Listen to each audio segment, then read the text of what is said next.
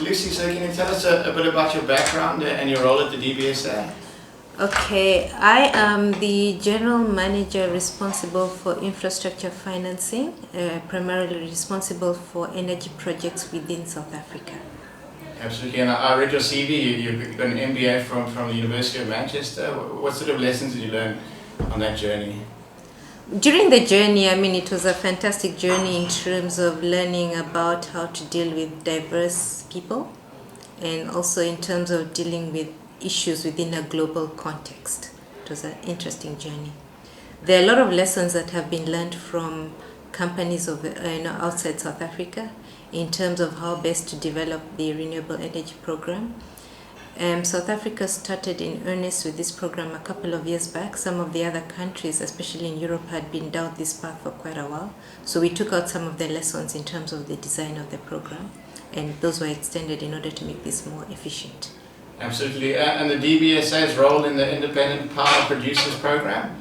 DBSA has played one or two roles within the program. I think I'll touch on the key ones first. The first one was the DBSA has assisted the Department of Energy with support towards conceptualizing the program.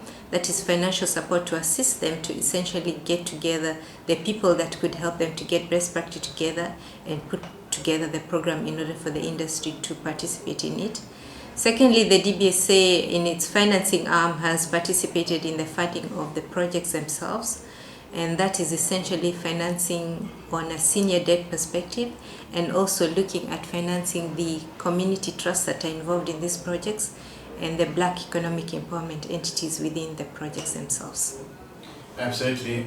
And DBSA's renewable energy portfolio, can you unpack that a bit for us, please? Yes, within the three rounds that have closed to date, that is round 1, round 2, and round 3 of the Renewable Energy Independent Power Producers Program, commonly known as REAP, DBSA now has a total portfolio of approximately 9.4 billion.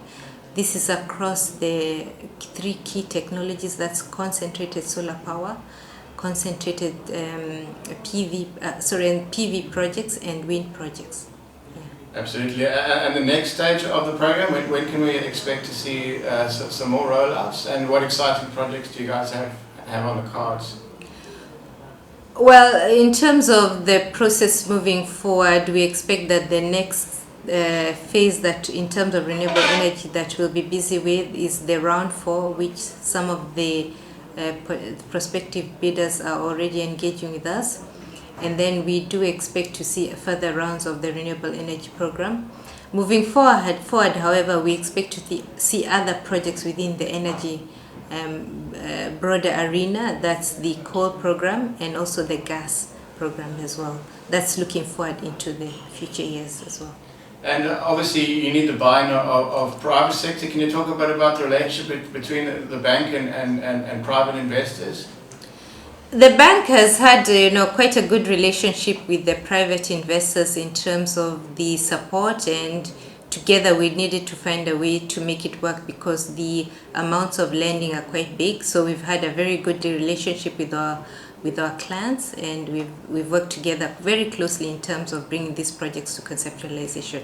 So I'd say the relationships are key, and we treasure that a lot. And money from overseas, have you seen there seems to be more interest from overseas financial investment in renewables in South Africa?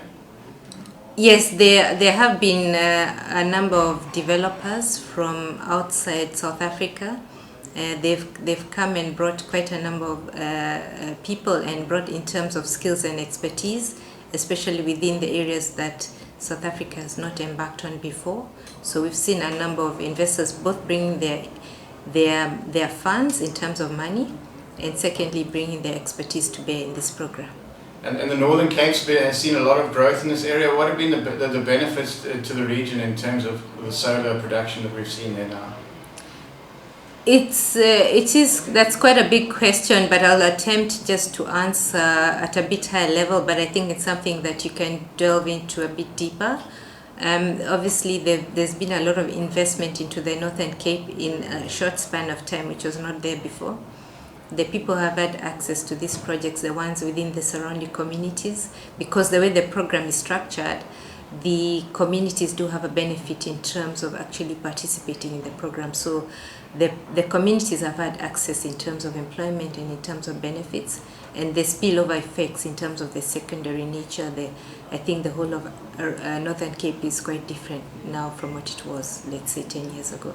And if you had to get your crystal ball out, what do you think the renewable sector might look like in 10 years' time in terms of percentage output into the grid?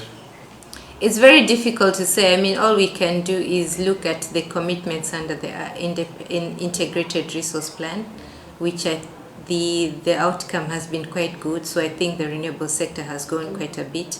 The intention was to have the renewable sector have up to 42% of the country's energy mix. And so far, I think the outcome has been very good. Absolutely. And key considerations in the financing process? So as DBSA looks at projects, we have certain things that we look at. The first thing that we look at the regulatory environment. We want to make sure that in terms of the regulation, everything is up to date, and in terms of all the consents that are required in order to roll out the program in a sustainable manner, that they're all in place. Then we also look at the counterparties that we're working with. That is the people that will actually be the beneficiaries of the funds, so we pay close attention to that. We also look at the people that will actually be doing the execution and make sure that there is a balance in terms of getting skills and expertise in terms of delivering on the project, and also skills transfer. We also look quite deeply as a development bank at the development impact considerations. We look keenly at issues such as economic development, making sure that one, there's employment creation, and secondly, that there's also development of the region which the project is being undertaken. Then we also look at environmental considerations. That's key. In order for any project to be sustainable, it needs to be done in an environmentally friendly manner. Trends in financing energy projects? So in terms of trends, what we've seen so far in the financing of this renewable energy program is that the projects have been financed on the project finance basis. I think all the major banks have been involved in the projects as per se. So they've been done on what we call a project finance basis, whereby the lending is done on a ring-fence manner. Moving forward, as some of the projects, particularly in round one, get to the end of construction, what we are seeing is that there's a lot of interest from the secondary market. That's the more institutional investors. So we expect to see more in terms of getting the institutional investors involved in the financing of the program. So that's almost the evolution of the financing of the projects. Absolutely, and the infrastructure around the projects, you guys are obviously looking at that too. So in terms of DBSA's mandate, we have a big arm that looks after the municipalities. So obviously there's always continuous dialogue with the municipality within the area, because they have a mandate to deliver the infrastructure. But however, having said that, the projects themselves do have to deliver the infrastructure for their own particular project, and we've been working closely with the parties in order for that to be effective. Absolutely. And what sort of checks and balances do you guys have in place to make sure that the money reaches its intended destination? So what we do, once the loan is approved, then we have what we enter into an agreement with the borrower, the counterparty, and within that agreement we've got a substantial amount of monitoring and covenants in place in order for us to do continuous checks and balances. However, in terms of the renewable energy program, there is also a distinct requirement from the parties that are participating in the projects to abide by the Department of Energy's economic and social obligations. So that's also key for us in order for it to be met. So there's almost dual checks and balances. And the bank is not just a charity organization. You guys are making a profit. What are the keys to supporting new ventures while still keeping the balance sheets healthy? Well, it's always in terms of just making sure that we support viable ventures. In terms of our outputs, obviously the key to that is to make sure that we do a robust assessment that meets both the financing criteria and also the social criteria that is required from the bank. And then that keeps the balance between the development impact and the actual sustainability criteria. Okay, in terms of the 5 new projects that have gotten to financial close, those are under round 3 of the Renewable Energy Program. 3 of the projects are wind projects with a company called Mainstream, and therefore they'll be delivering wind and in terms of Renewable Energy Program.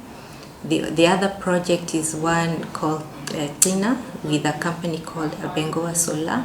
They're in a conjunction with the Industrial Development Corporation, the IDC. So that's a concentrated solar power project over 100 megawatts. The third project is called Ilanga Letu, and that's also a concentrated solar power project over 100 megawatts. So those projects form part of our round 3 portfolio, which recently reached financial close. How do you make the decision between wind and solar? Was it very much regional based, inland solar, coastal wind? Well, firstly, if I can say that the determination in terms of the broad split of the projects is done firstly at the macro level. The Department of Energy has got the integrated resource plan, which guides the planning in terms of the split between the various technologies. The DBSA, on the other hand, we do receive submissions from various bidders. Those are usually in line with that integrated resource plan, and therefore we look to work towards that. Yeah. And can you highlight one or two of the success stories you've seen since your time at the bank, in terms of programs coming online and really flourishing? The Renewable Energy Program, I must say, has been one that has been very successful in terms of, one, delivering the outputs that are required. I think within a very short period of time, the Department of Energy has managed to deliver quite a number of projects. I think over 60 projects to date have been delivered. So that's a very good success story, and it's within quite a limited time span. So that's been very successful. Great stuff. Yeah. Well, thanks for your time, ma'am. Thank you.